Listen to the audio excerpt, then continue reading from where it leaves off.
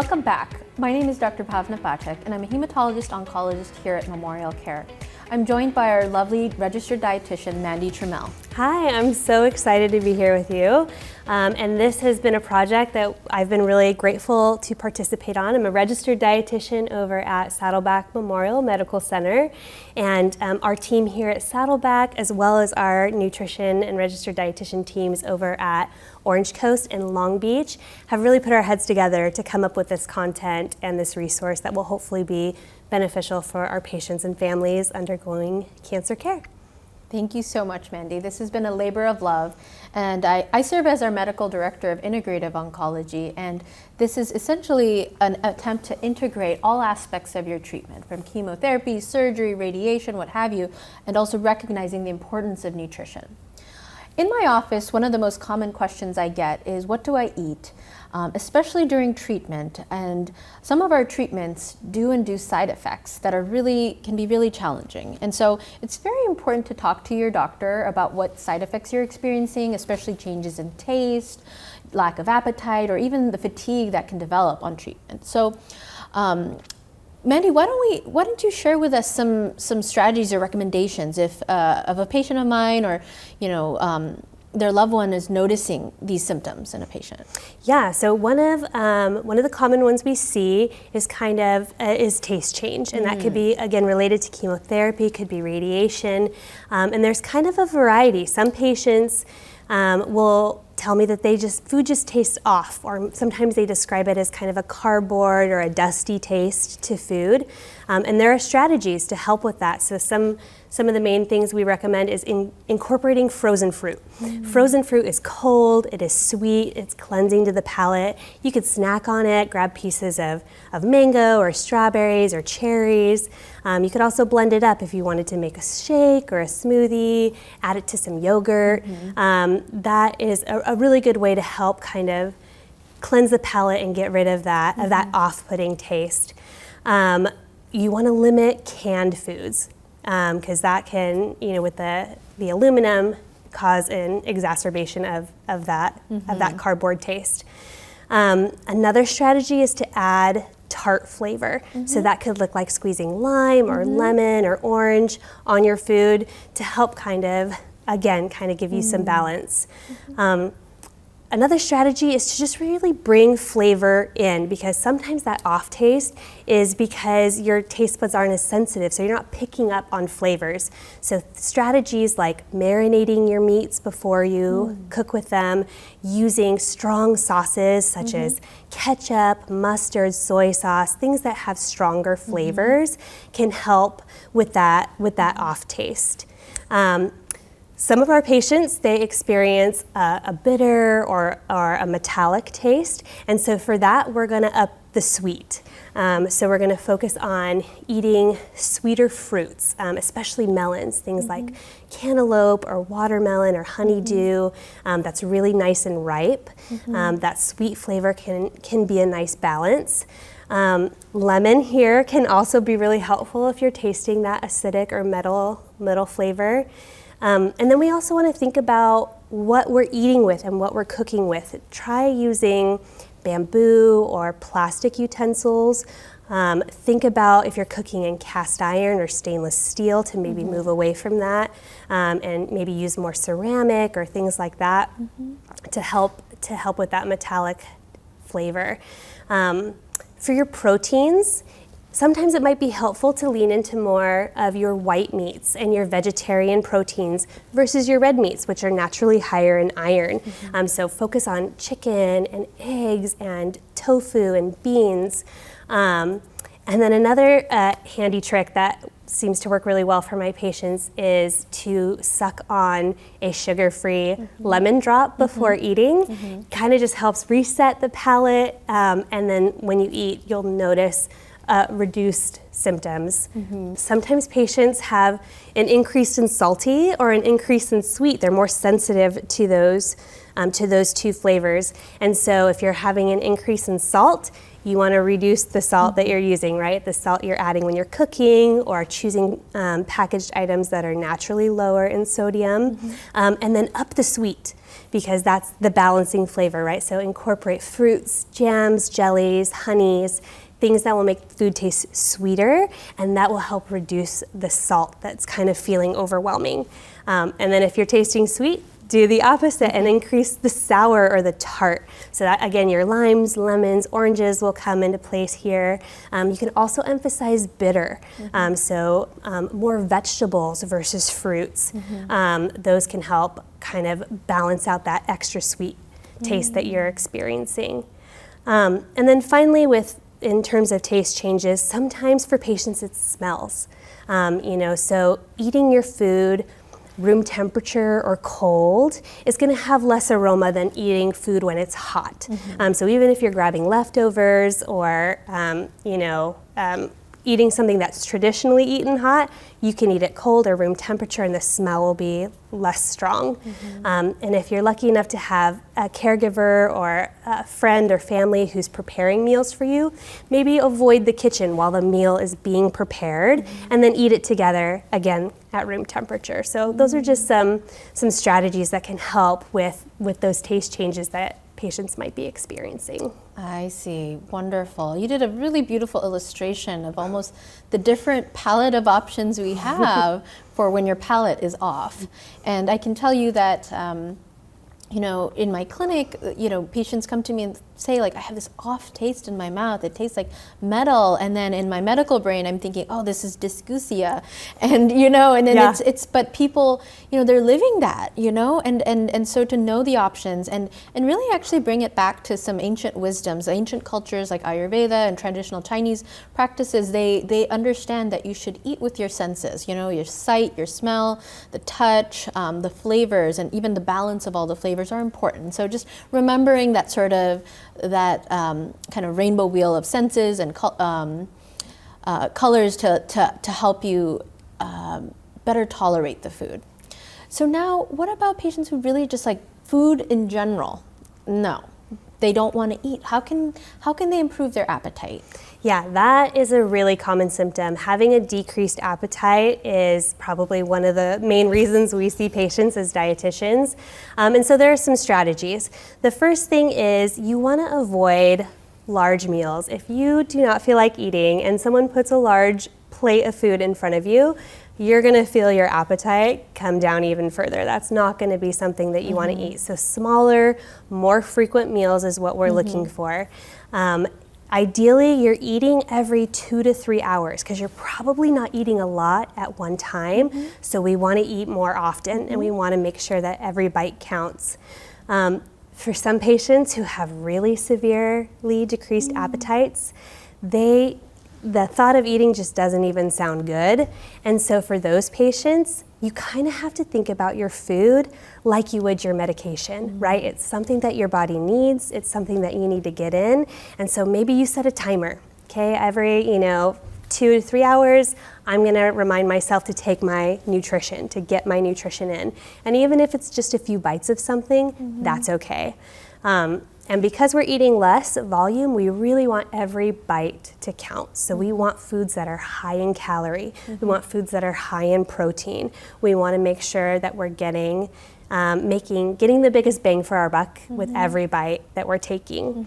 And then the other recommendation we usually tell patients who have decreased appetite is to be as physically active as you can be, what's safe. Even if it's a walk around your home, a walk outside to get some sunlight, that can help stimulate your appetite by moving.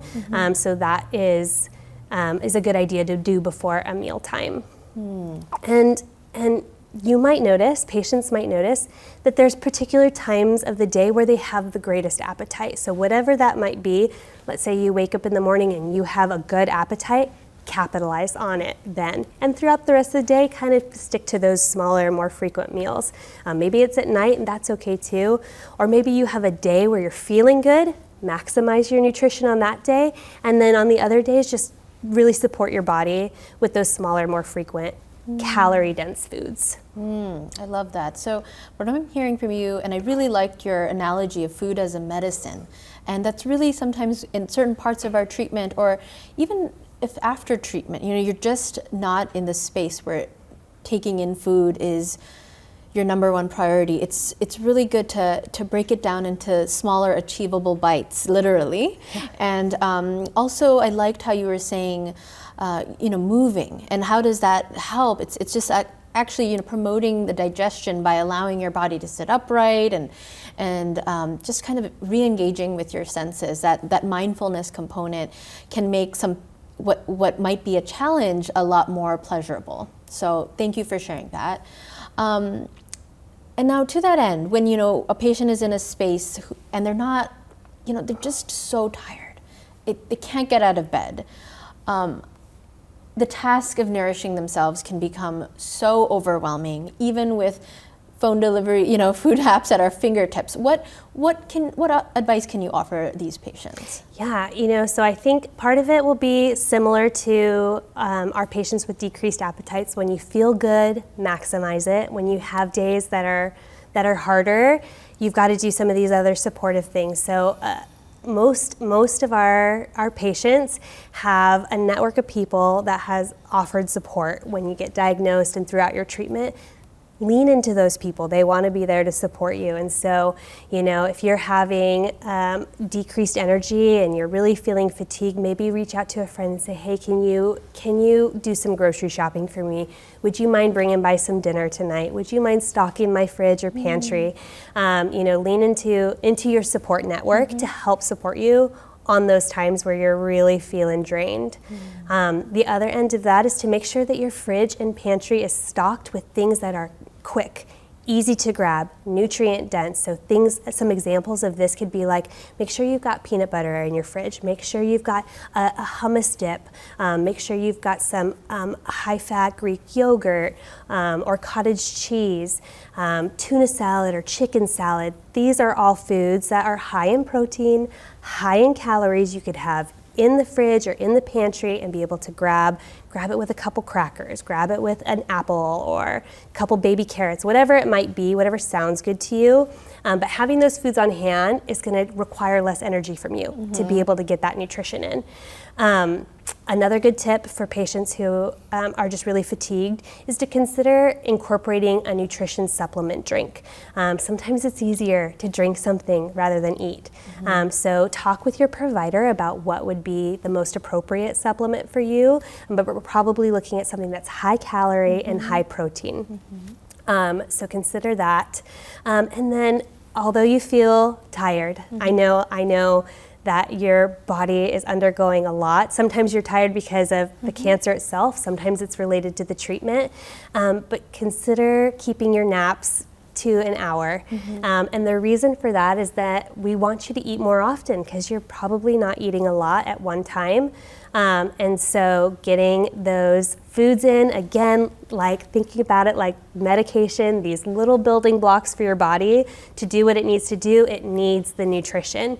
So getting that throughout the day, making sure you're not sleeping all day long. If you have a bad day or a rough day, that's okay. The next day, if you're feeling better, maximize on it. Very well said. I think what I'm understanding is like when a patient is fatigued or tired, this is so much more than just being fatigued or tired. It's the context of it. So, in the context of what resources you have immediately to yourself, whether it's, your social network and kind of diving into those resources to help build up your pantry or stock you up with food, to just your connection to the environment. We know that taking less naps during the day, for instance, allows your body to reset with the sun and promote digestion during the day. And so these are really important things to consider, that the fatigue is in the context of a lot of other things, and to prepare as best you can ahead with your stocking your fridge, stocking your phone book, as I said, and even stocking your phone. So thank you for sharing that. Now, sometimes, even if you're ready to go, ready to eat, you put the spoon to your mouth and then, there's sores there, or you have a sore throat, and even just swallowing can be hard. And this has never happened to you before, probably outside of a sore throat or a flu. So this can make every meal feel like, taken in daggers. So what advice can you give to those patients who experience what we call mucositis or just, sore throat? Absolutely. So for these patients, we're going to be focusing on soft and moist, easy to chew, easy to swallow foods. So this might look like, puddings, milkshakes, yogurts, mashed potatoes, soups, scrambled eggs. All of these things are moist. They typically are cooler, which is a little easier to swallow. Oatmeal, cottage cheese, they just require less chewing. And when you have pain, whether it's in your mouth or in your throat, the more chewing you have to do, the harder it is. So focus on foods that are soft and moist. Avoid things that are rough or dry. So this could be crackers, chips, toast. Again, that's just going to be kind of rough and scratchy. It's going to require more chewing. Also want to limit things that are spicy or acidic. So this could be things that are spicy, like in terms of heat, so they've got peppers or chilies. It could be spicy, like they're really flavorful, especially if you have sores in your mouth. That can be really irritating. Same for acidity, so things that have a lot of vinegars or limes or lemons, those can be irritating to an area that's already inflamed or sore. Another good strategy is if you're eating foods that aren't, easy to swallow, like puddings and things like that, make sure you cut up your food. The more you do with your fork and knife, the less you have to do with your mouth.